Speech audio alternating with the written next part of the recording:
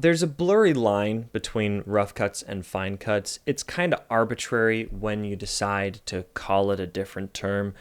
There's not like any clear indicator. But the general idea when you're going to start moving into fine cuts is that you and the most important decision makers, usually at least the director, have both signed off on the general overall structure of the story. You both feel like the way that things are revealed and the overall pacing and flow of the video as a whole is around where it should be. Usually we're much closer to the desired runtime. When you're in the rough cut stage and you have a video that you want to be roughly around 5 minutes, you still might be as much as 7 or 8 or 9 minutes long on the rough cut. The fine cut, you're getting much closer to that mark, maybe 6 minutes. A rough cut for a 21-minute TV episode might look like about 28, 29 minutes. A fine cut for a 21-minute TV episode is getting a lot closer to the mark. Maybe we're talking about 22 and a half or 23 minutes now. Basically, a fine cut is starting to take some shape. We have some of the best performances from our actors. Each of the scenes feels like it has some decent pacing and some decent flow.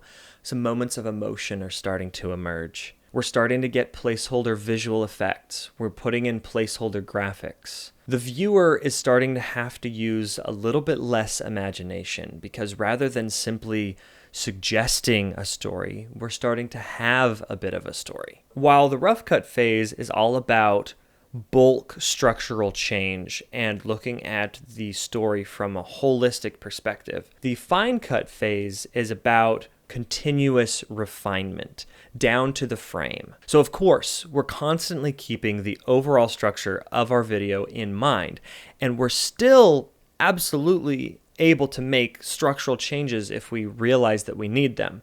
But at this point in the fine cut stages, we're hoping to do less of that. We should have landed as much of our structure as we could. Now, the process is look at the video as a whole. Pinpoint a specific section or specific moments that definitely aren't working, that are too long, that are too bulky, where the timing feels off. Then go into each of those different sections and spend some time rearranging, refining, trimming down, finding new selections on different takes, making that moment, making that scene as good as it can, and then backing up, looking at the video as a whole again, and then again, marking down all the moments that aren't working, all the moments that stand out, and going in and fixing them.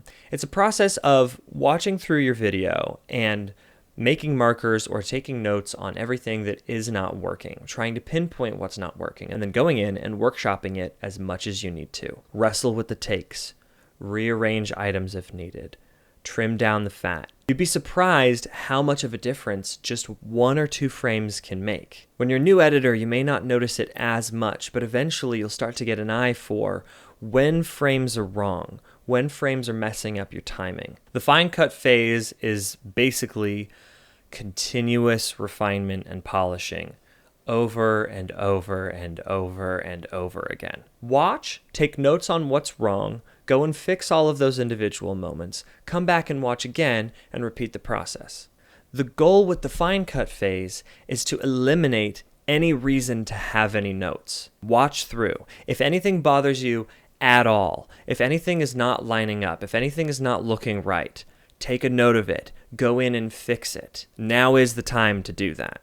Once you've had 1 or 2 significant feedback sessions and you're well into the fine cut process, now it is time to start getting nitpicky. Do you really like the frame that you cut on? Do you really like the performance from this actor? Do you really feel like this arrangement and cutting at this spot is the right call? Now is the time to make those decisions. As you practice, you'll get a feel for the creative process. You'll start to get an eye for what's important to worry about at this point in the process and what do we hold off on for later. Your audience will never have that eye that you're developing.